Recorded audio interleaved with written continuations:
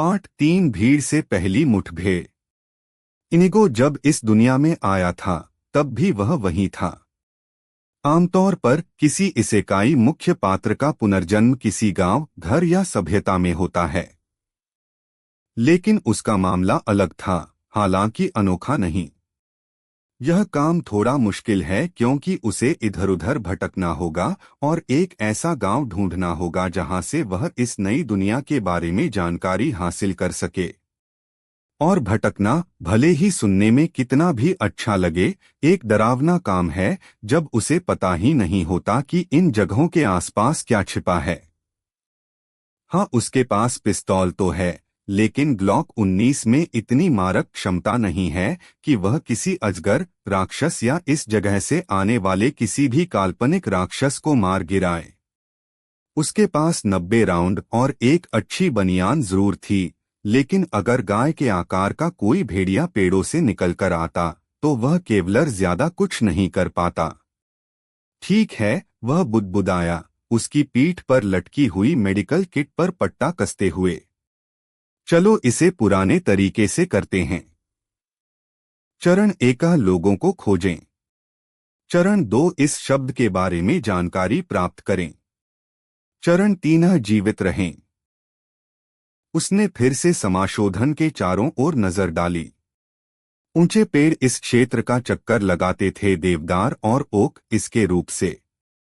उसके घुटनों तक घास।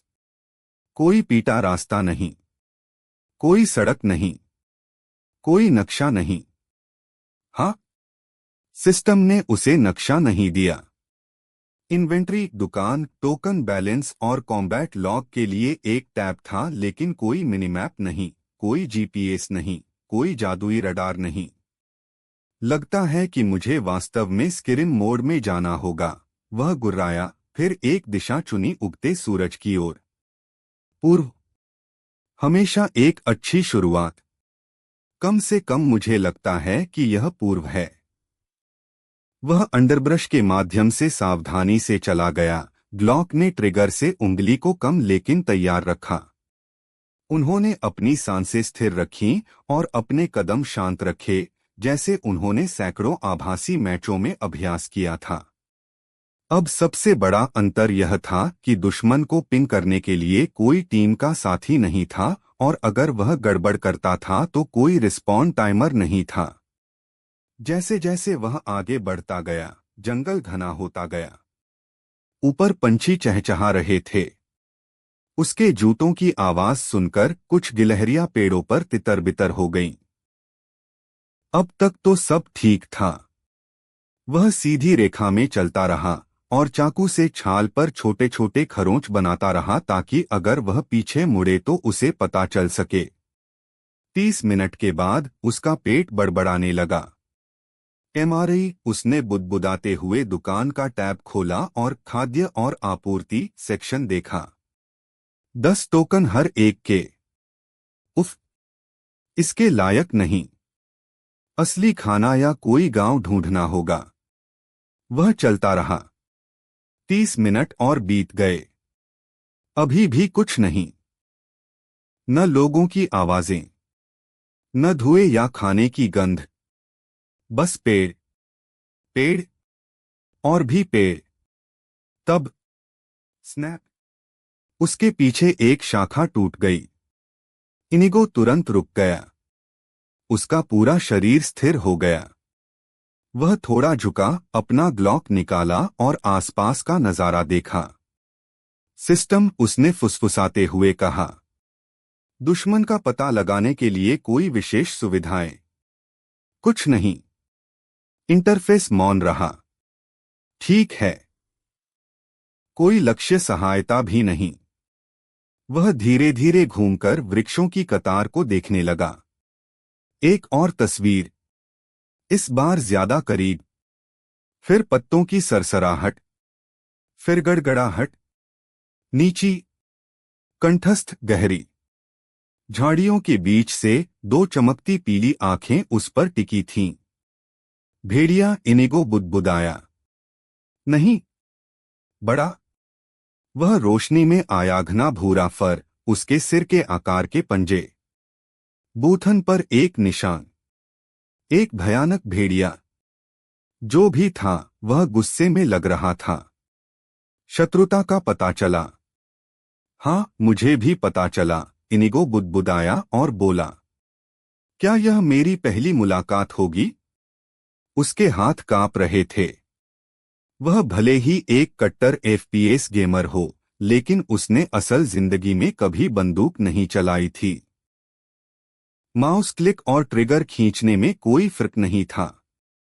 क्रॉसहेयर और असली लोहे की साइट पर निशाना लगाना एक जैसे नहीं थे।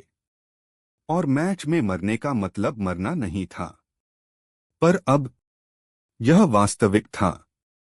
भेड़िया फिर गुर्राया। उसकी पीली आंखें भूख या द्वेष से चमक रही थीं, या दोनों से।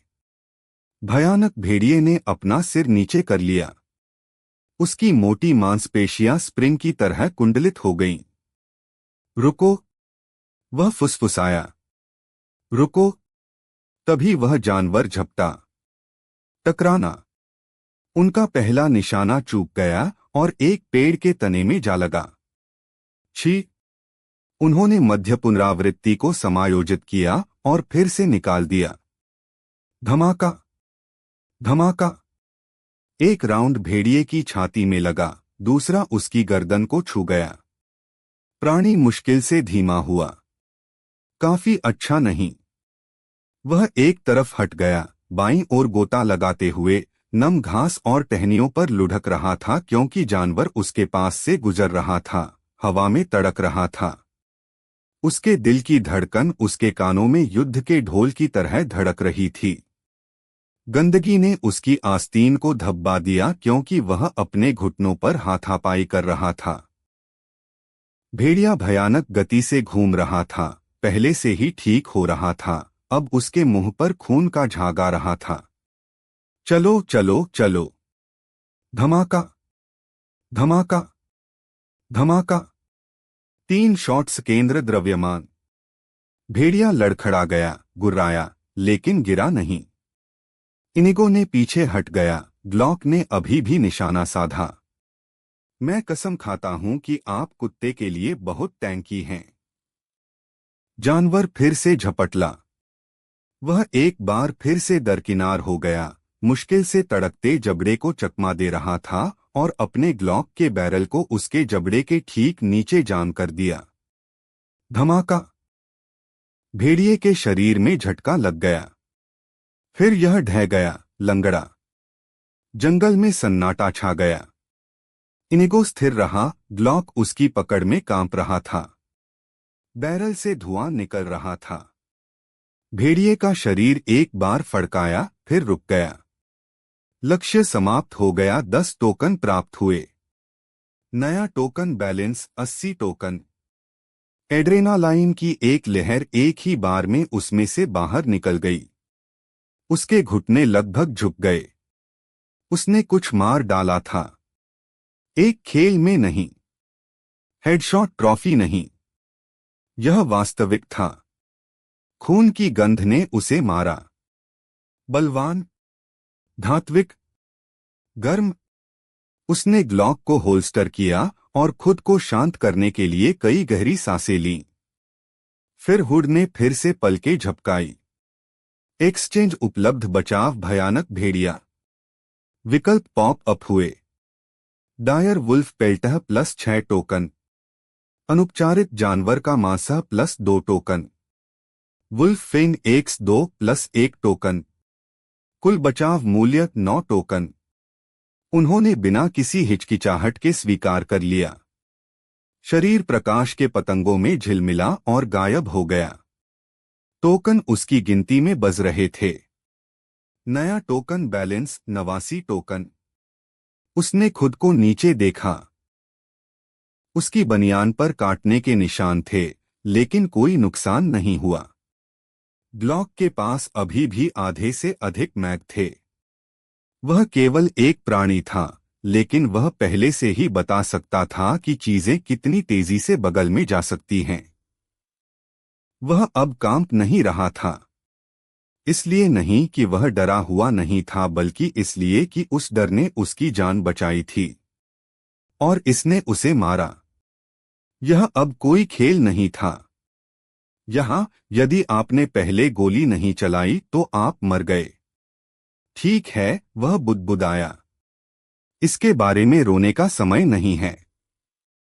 मुझे सोने के लिए जगह चाहिए, पानी, भोजन।